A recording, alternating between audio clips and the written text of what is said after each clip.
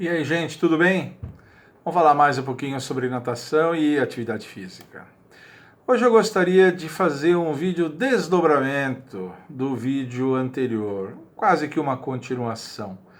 No vídeo anterior eu falei sobre a necessidade do praticante de natação entender a necessidade de muitas vezes fazer um investimento em aula de natação mesmo, para enfrentar certos desafios técnicos de resistência que ele vai precisar passar em função de fazer um teste de aptidão física no concurso, uma prova na faculdade, enfim, fazer águas abertas, sair da piscina e ir para águas abertas, ou mesmo que já faça águas abertas, fazer uma prova em especial de águas abertas, uma prova mais pesada, mais demorada.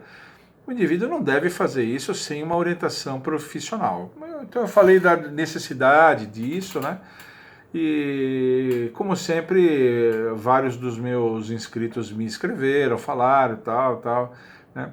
Eu já estava refletindo a respeito disso quando um deles me escreveu e falou: professor, muitos alunos são desiludidos com os profissionais de natação, tiveram experiências muito ruins, já pagaram cursos de natação, não aprenderam nada, professores desmotivados, professores desatentos, professores, enfim.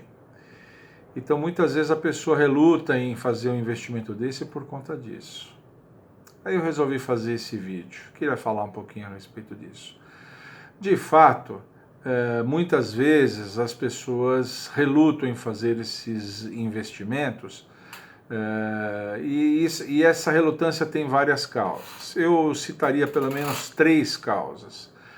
A primeira causa pela qual uma pessoa pode relutar em fazer um investimento é ela subestimar os esforços necessários para fazer aquele desafio que ele vai enfrentar. Ele acha que uma coisa vai ser mais simples, que não vai precisar tanto assim, ele não conhece ainda, ele não faz ideia das dificuldades de toda sorte que muitas vezes uma empreitada dessa em natação vai exigir dele. Então, às vezes, por desconhecimento, ele subestima, não faz isso de sacanagem, ele faz isso porque ele subestima isso e muitas vezes acaba tentando fazer uma coisa por conta própria e acaba se dando mal, acaba quebrando a cara. A outra razão pela qual um aluno muitas vezes reluta em fazer um investimento em um profissional de natação para se aprimorar é a restrição orçamentária, mas aí precisam ser restrições severas, né? Restrições muito grandes.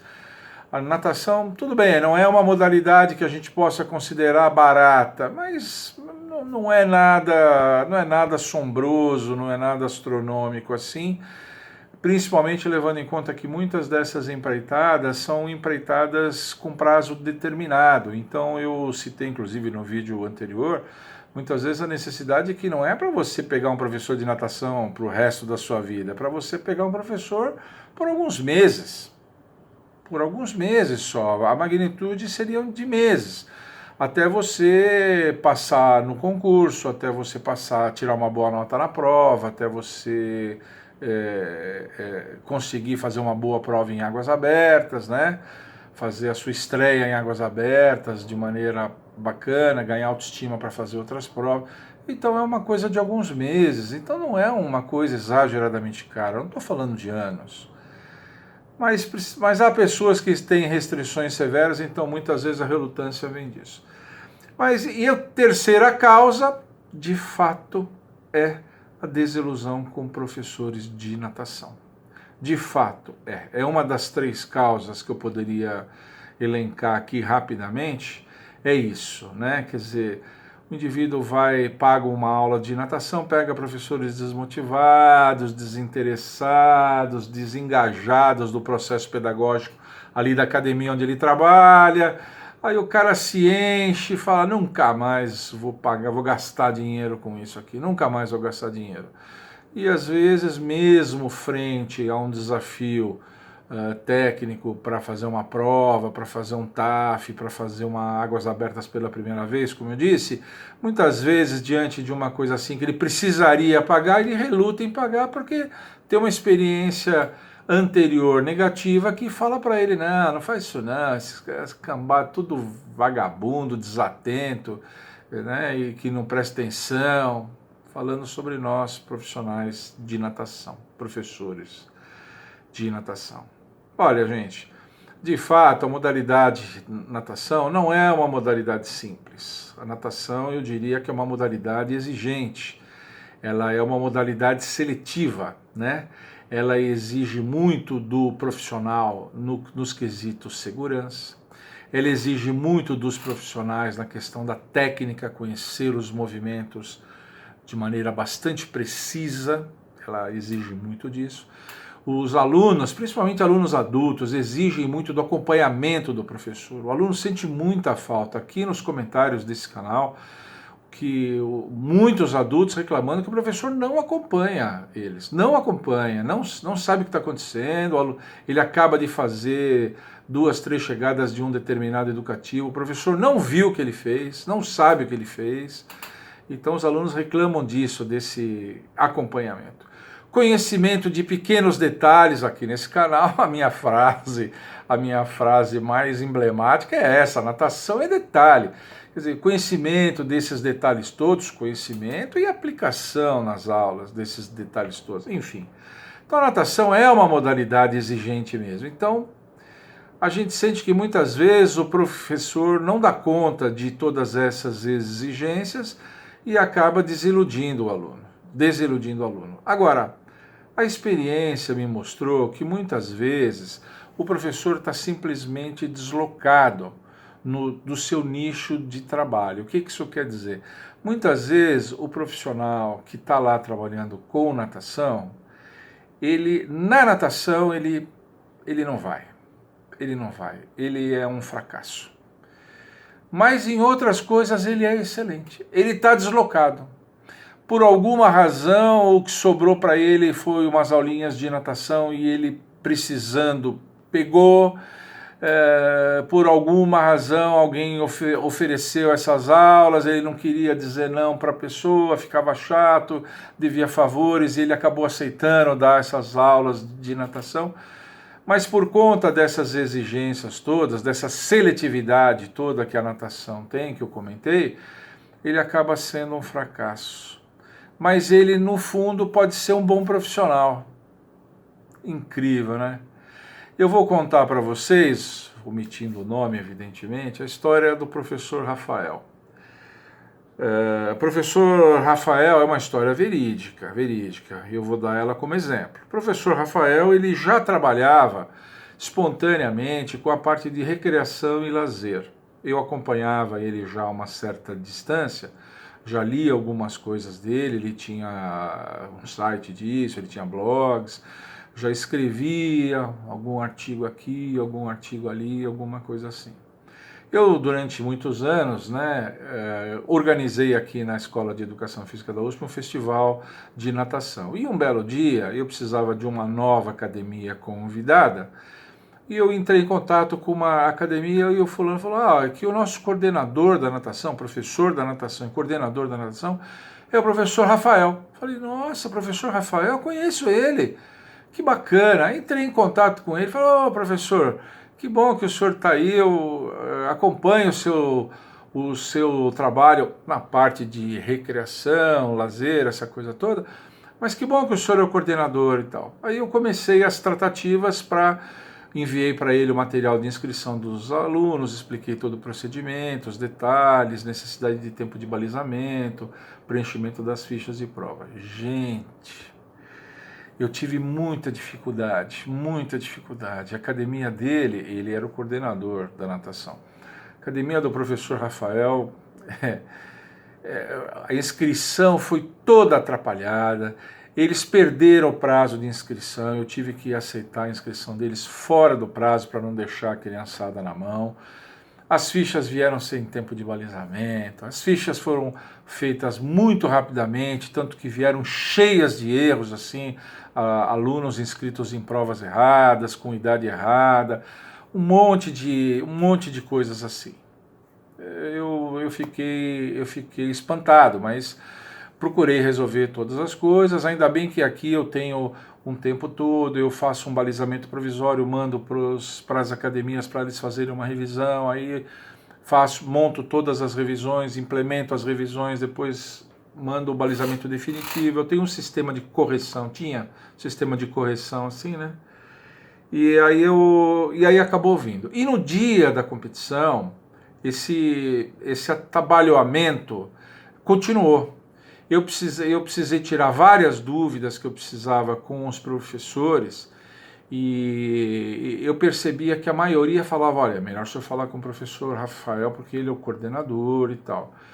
Mas eles falavam isso com ironia, com deboche. Era muito constrangedor ver isso, muito constrangedor. E de fato, o professor Rafael, no dia do festival, estava aqui, ele era muito atrapalhado, ele era muito atrapalhadinho. Você percebia que ele não tinha vivência da natação suficiente, que os professores que estavam sob o comando dele sabiam muito mais do que ele, mas ele era o coordenador, todo mundo ficava meio assim, mas o pessoal debochava dele e faziam piadinhas e davam indiretas, enfim.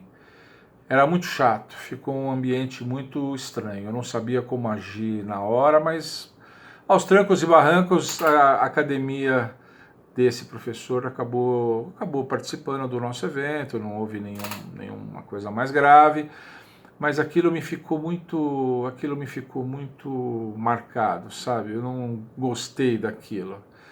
E eu até estava relutando em convidá-los de novo.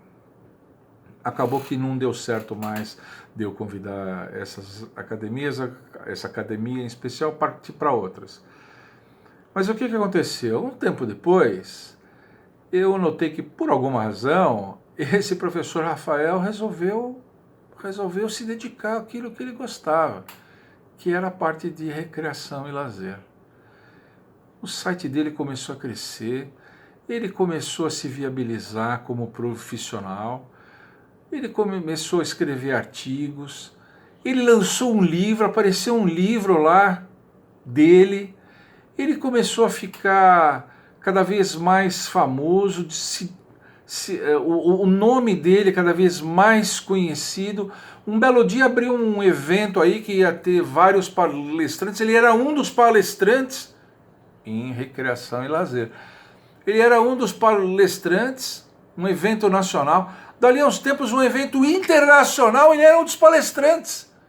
Falei, gente do céu, o camarada da natação era um cabeça de bagre. Foi para aquilo que ele gostava mesmo, floresceu.